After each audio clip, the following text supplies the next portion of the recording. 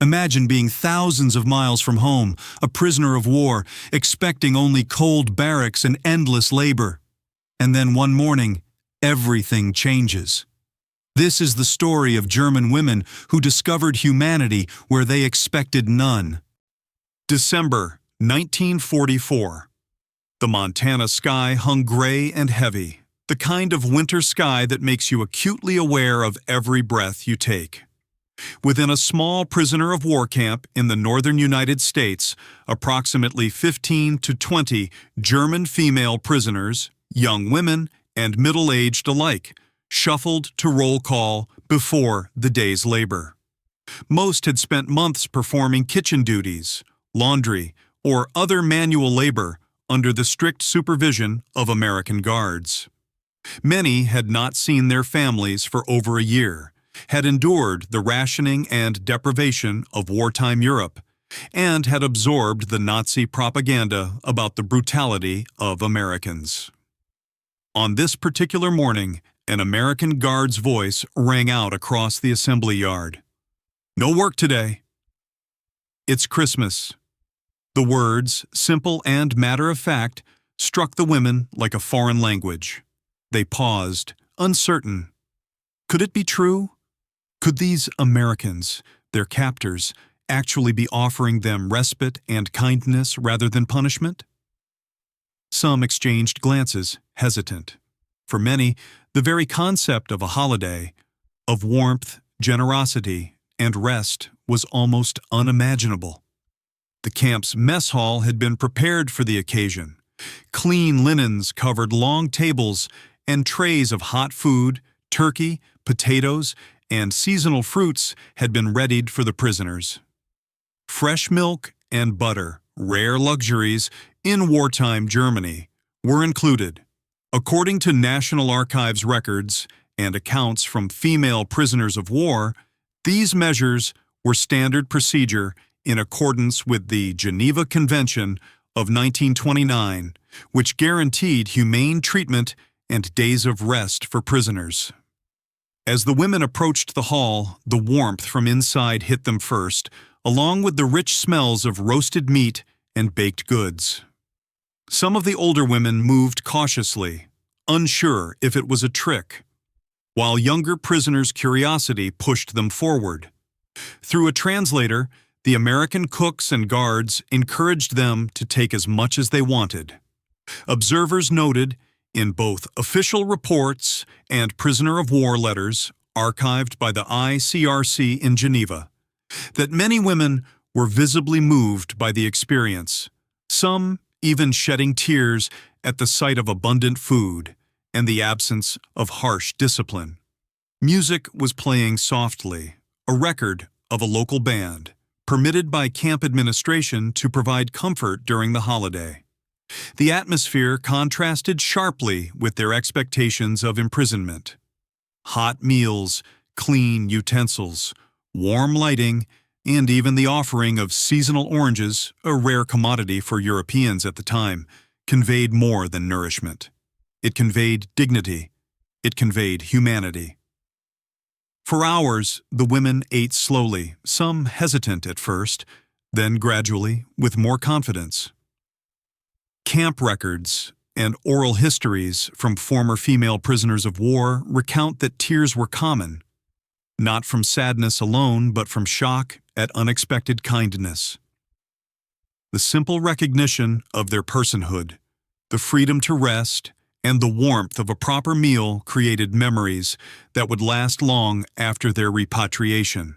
By afternoon, the women returned to their barracks, carrying not only food, but an experience of generosity and normalcy in the midst of a global war. This Christmas Day, like others in prisoner of war camps across the United States, would stand as a small yet profound testament to American adherence to the Geneva Convention and the power of simple humanity to transform lives, even for those who had been considered the enemy.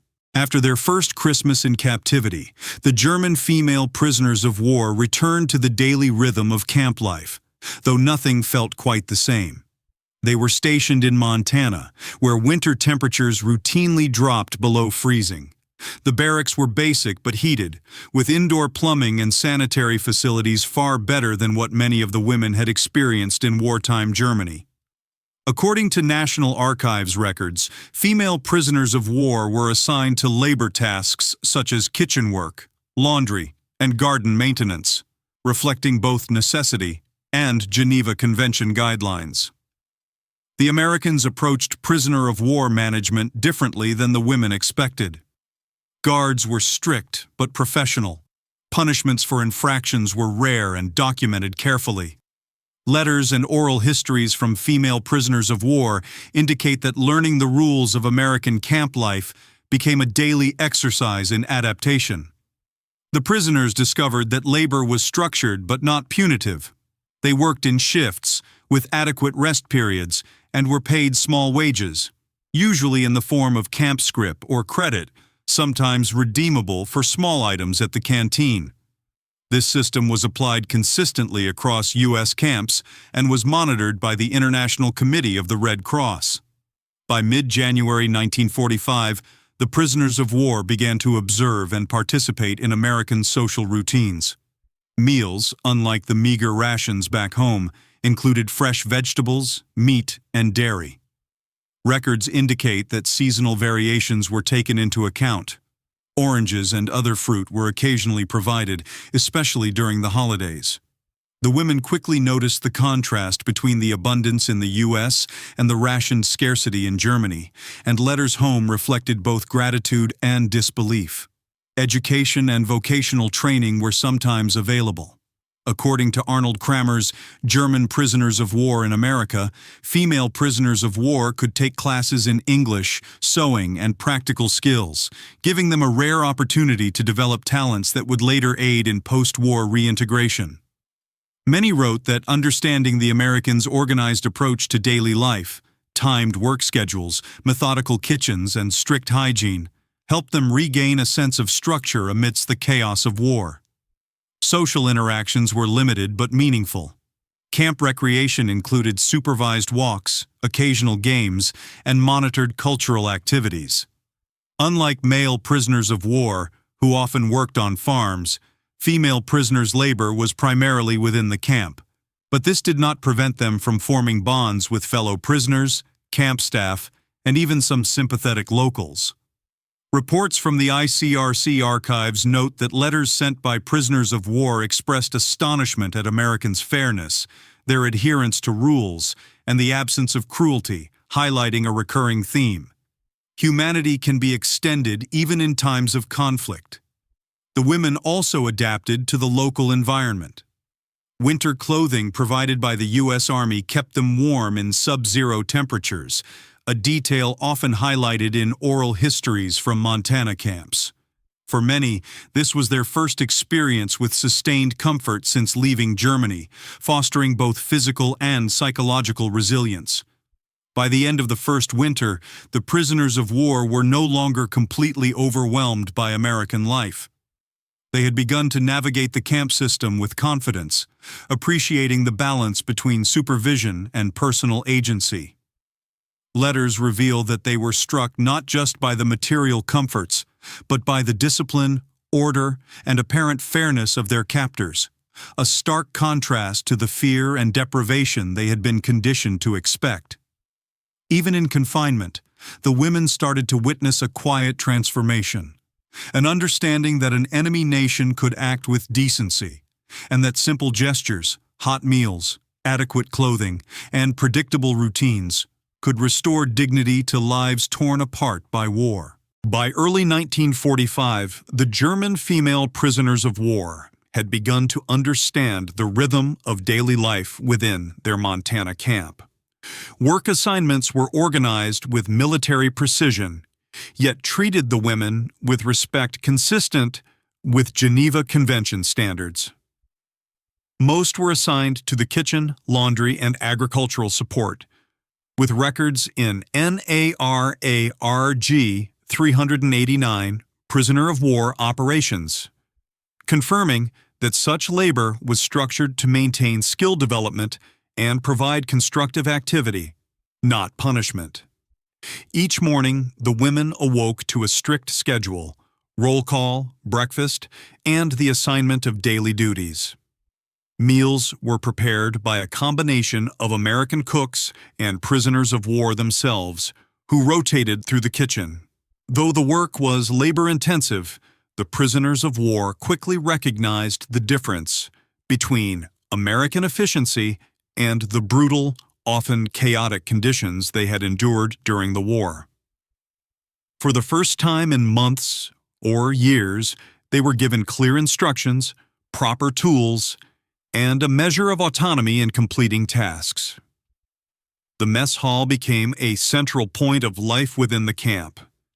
Here, the prisoners of war observed not only American organizational methods, but also a striking cultural openness. According to oral histories recorded in Arnold Kramer's German Prisoners of War in America, tables were communal, and Americans often engaged politely with prisoners, answering questions or explaining the menu. Meals included fresh bread, seasonal vegetables, dairy, and occasionally fruit.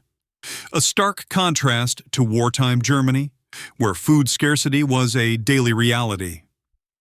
Social norms within the camp were enforced but not oppressive. Prisoners learned the value of personal responsibility. Cleaning duties, maintaining barracks hygiene, and orderly conduct were expected, yet harsh punishments were rare. These conditions created an unusual dynamic. Prisoners were held accountable, but treated as adults capable of cooperation. Letters sent home, preserved in the ICRC archives in Geneva, frequently highlighted this sense of fairness. Many women expressed shock at the Americans' strict adherence to the Geneva Convention, particularly when compared to the propaganda they had absorbed about brutal enemy behavior. Beyond work, the prisoners of war gradually engaged in supervised recreation. Camp records describe organized games, monitored walks, and occasional musical performances, all intended to maintain morale. Some women formed small reading groups or taught English to their fellow prisoners. This intellectual and social stimulation was crucial, offering a counterpoint to the isolation of captivity and helping maintain mental health. The juxtaposition between their lives in Germany and in Montana became increasingly apparent. Prisoners of war wrote about the abundance surrounding them: clean clothing, warm beds, plentiful food, and predictable routines.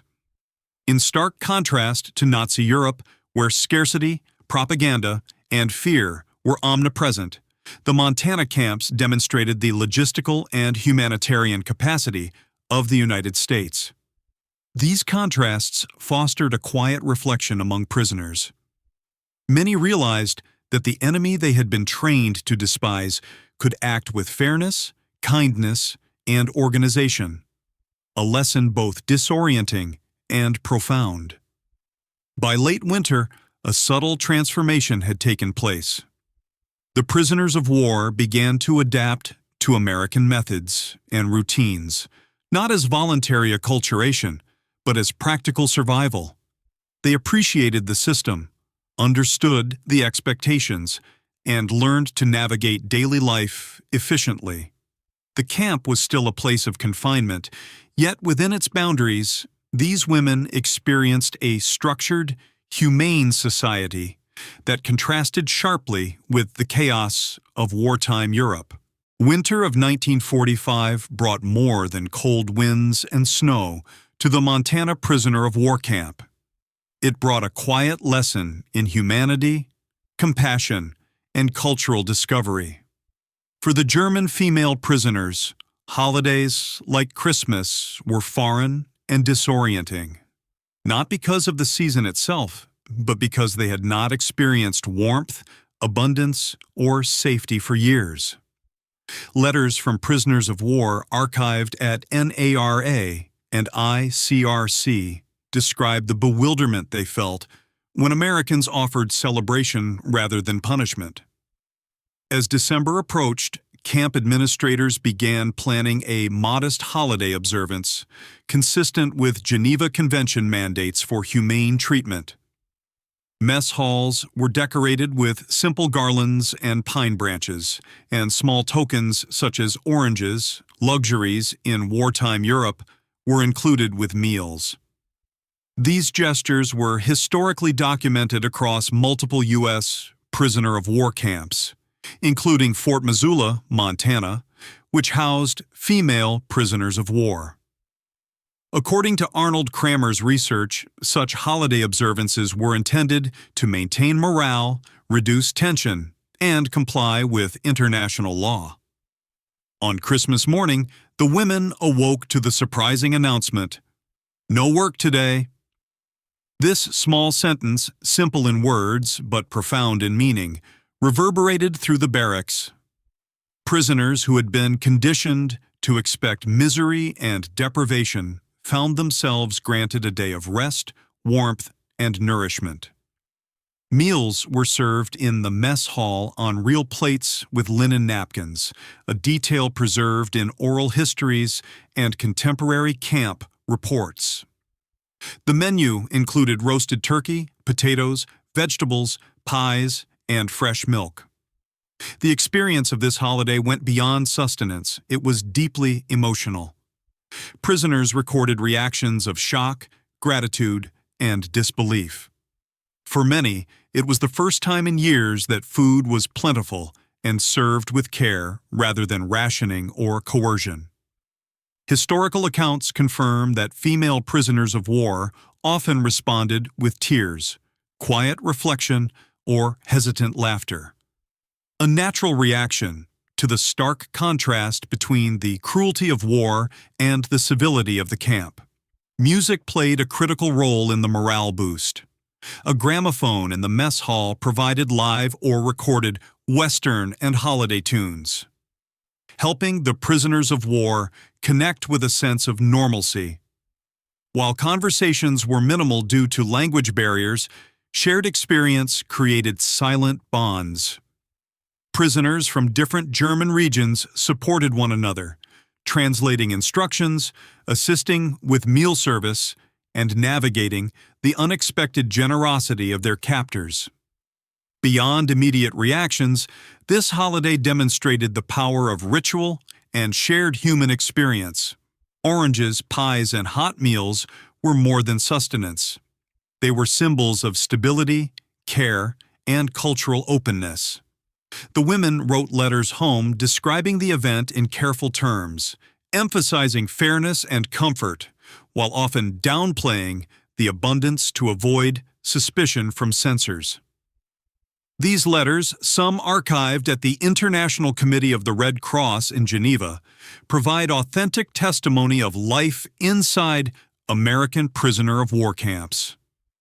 By the end of Christmas Day, the prisoners had internalized an essential lesson. Their enemies could act with decency, and moments of shared humanity were possible even in captivity. The holiday became a turning point, marking the beginning of a gradual, psychological, and cultural adaptation to their environment. It showed that structure, kindness, and modest celebration could dissolve fear, build trust, and restore a sense of identity stripped away by war. By early 1945, the Montana prisoner of war camp had evolved into more than just a place of confinement. It had become a space for labor, skill building, and subtle cultural exchange. German female prisoners, initially wary and rigid from years of war and strict military upbringing, found themselves assigned to work alongside American civilians and soldiers, performing tasks ranging from kitchen service to agricultural support. This arrangement was not unusual. Official records from NARARG 389, prisoner of war. Operations confirm that female prisoner of war labor was primarily domestic and agricultural, intended to support the wartime economy while maintaining compliance with the Geneva Convention. Workdays began early, often at sunrise. The women would dress in uniforms provided by the camp, patched gray wool dresses paired with practical shoes, and report to their assigned stations. Kitchens, laundries, and camp workshops were buzzing with activity. Prisoners learned American methods of food preparation, laundry processes, and cleaning routines, all conducted with efficiency, hygiene, and discipline. Unlike the wartime chaos they had known in Germany, here tasks were structured, expectations were clear, and success was acknowledged. Agricultural work was perhaps the most transformative.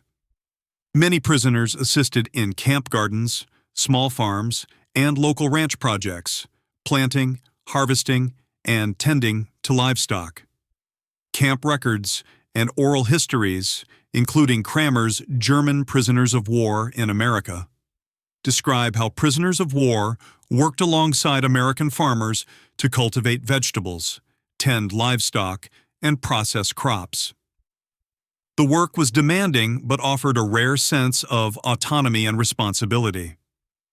Unlike combat, where survival often depended on strict orders and obedience, here success was measured by productivity and cooperation. Language barriers presented initial challenges. Translators were available, but much of the work required nonverbal communication, observation, and adaptation. Prisoners learned to understand American expectations through action, how to lift feed sacks, measure ingredients, handle kitchen tools, and care for animals. In turn, Americans learned from the prisoners' technical knowledge and precision. This mutual adaptation fostered respect and gradually dissolved the psychological walls of enmity. Beyond practical skills, the work environment provided a critical lesson in shared humanity. Prisoners of war observed that American civilians and soldiers did not treat them with cruelty, as Nazi propaganda had warned. Instead, supervisors and co-workers demonstrated patience, fairness, and occasional humor. These interactions, while subtle, had profound effects. Prisoners reported in letters and diaries, archived in ICRC Geneva and Fort Missoula records, a growing sense of dignity and self-worth. The camp also promoted education and cultural exposure. Some prisoners were allowed to attend basic English lessons or read books from the camp library. Others engaged in artistic expression, music, or correspondence with fellow prisoners of war and even sympathetic Americans. This combination of labor, learning, and creative activity reintroduced a sense of normalcy and mitigated the psychological strain of confinement. By spring 1945, many prisoners could perform complex tasks with efficiency and confidence.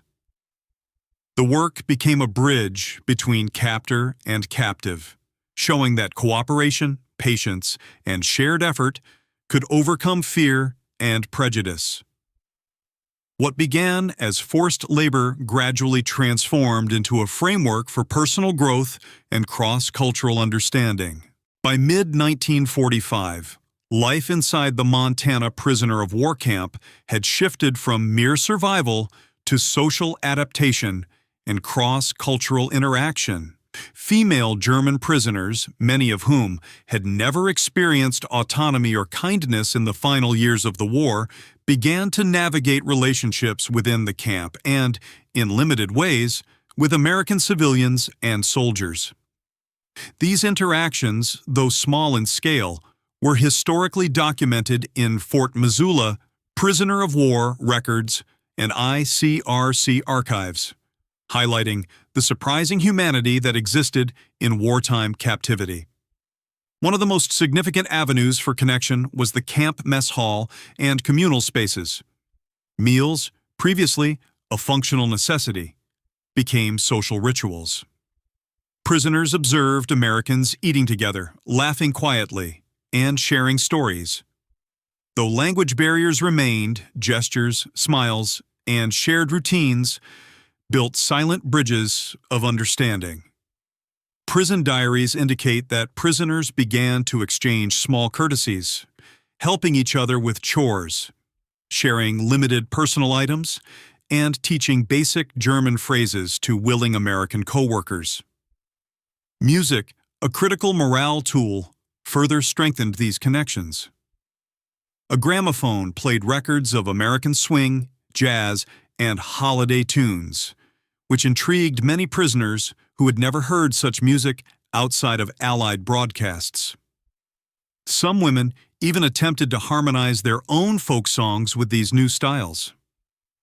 Oral histories from female prisoners of war at Fort Missoula describe these moments as bittersweet, evoking nostalgia for home while simultaneously introducing hope for trust and cooperation in the present.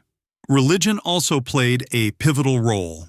Lutheran and Catholic services were conducted in the camp, as required by the Geneva Convention, often with American chaplains facilitating worship. Prisoners attended voluntarily, not out of obligation, but seeking spiritual comfort and communal presence. These services provided structure, reflection, and a subtle sense of equality, reinforcing that humane treatment was not just policy, it was a lived experience. Friendships among prisoners themselves deepened. Women from different German regions, previously divided by class, military role, or ideology, began forming support networks. Letters preserved in ICRC Geneva archives recount stories of prisoners assisting one another through illness, emotional breakdowns, or the monotony of camp life. Sharing blankets, helping with tasks, and translating letters for those unable to read English were common gestures of solidarity. Occasionally, limited supervised interaction with local American communities occurred. Farmers, shopkeepers, or camp volunteers sometimes invited prisoners to assist in minor tasks outside the camp, creating controlled yet genuine exchanges. These rare moments offered prisoners glimpses of American culture, language, and daily life, humanizing the enemy in ways propaganda could never achieve. By this point, the prisoners' psychological landscape had shifted. Fear and suspicion remained, but it was now tempered with curiosity, gratitude, and cautious trust.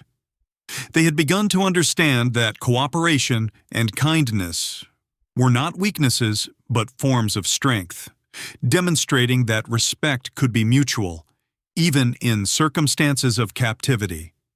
These connections laid the foundation for lasting post-war impressions and, in some cases, eventual immigration stories.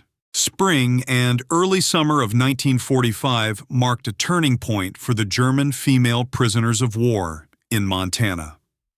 With the war in Europe ending on May 8, 1945, VE Day, the prisoners faced a mix of relief, uncertainty, and anticipation.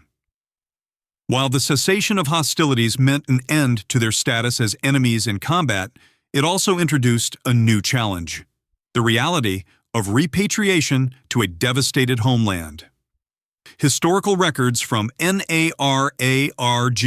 389 prisoner of war repatriation files confirm that female prisoners of war were held for several months post-surrender to ensure orderly transport and compliance with Geneva Convention requirements.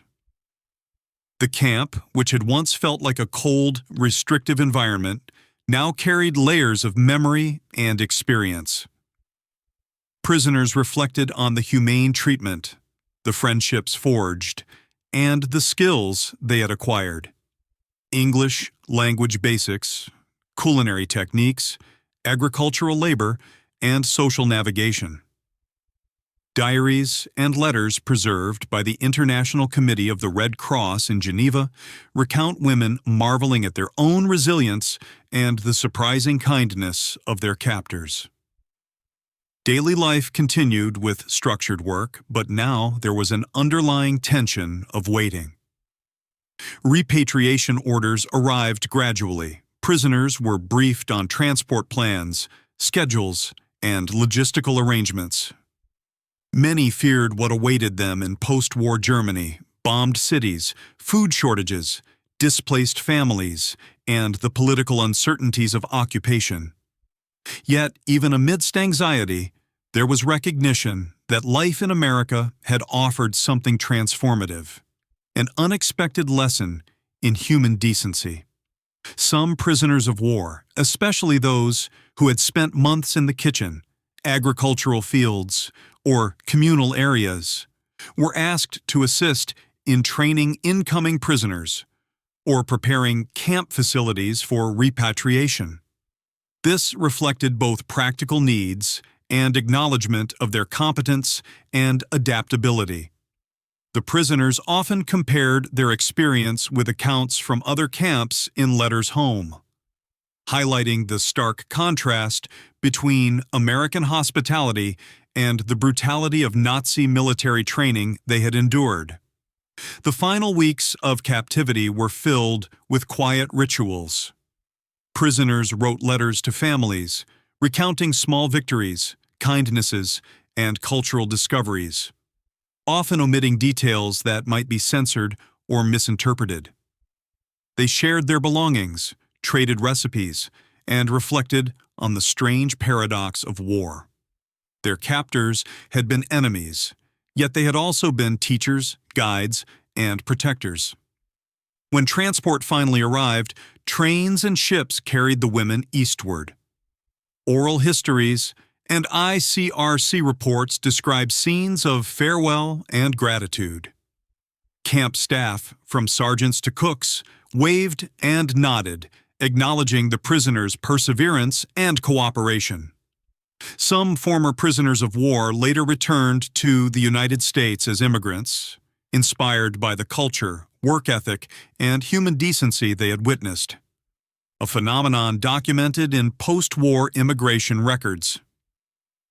This chapter of their lives illustrates a profound truth. Captivity, while restrictive, can also become a lesson in empathy, resilience, and cross-cultural understanding. The German female prisoners of war left Montana not only with memories of survival, but also with an awareness that kindness transcends nationality, ideology, and conflict. Their experiences would shape their outlook for decades, influencing family stories, memoirs, and the very perception of America in post-war Europe. The journey back to Germany was a mixture of anticipation, anxiety, and nostalgia. Female German prisoners of war who had spent months or even years in Montana and other U.S. camps now faced the daunting task of returning to a country in ruins. Cities lay flattened from Allied bombing, infrastructure was shattered, and families were often displaced or grieving. Repatriation records from Nera Agir 389, prisoner of war.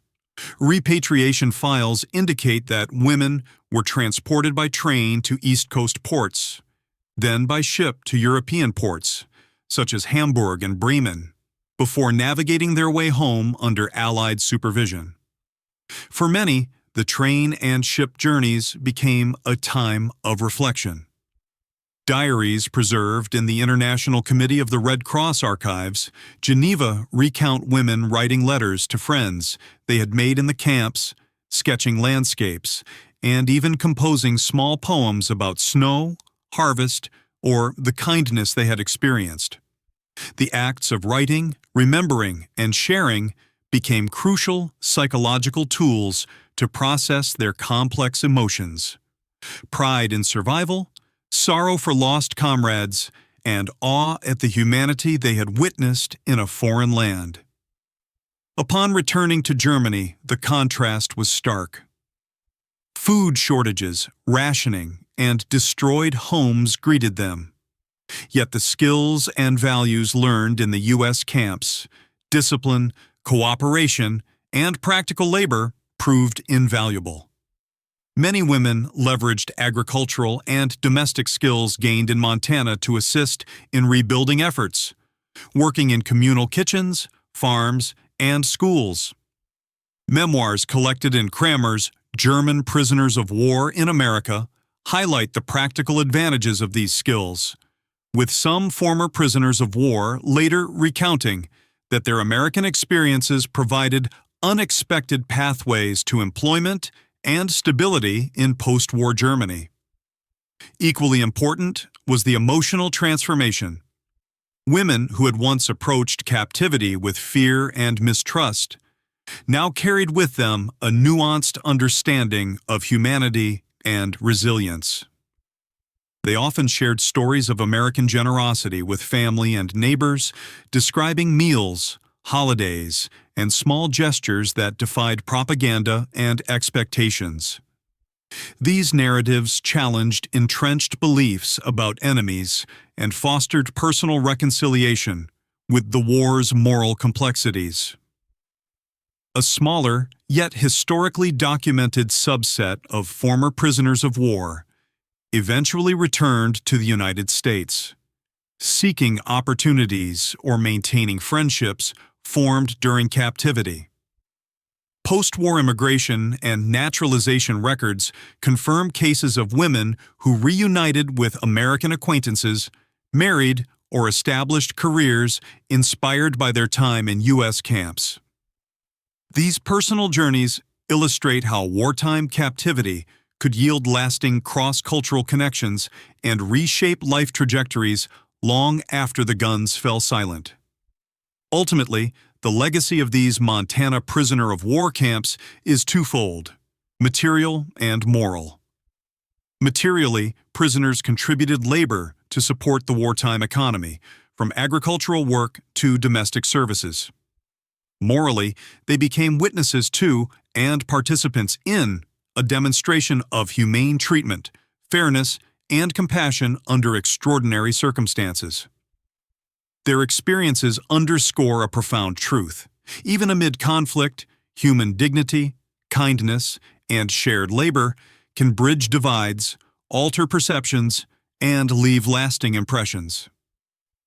As decades passed, reunions, letters, and memoirs preserved the memory of these months spent in Montana.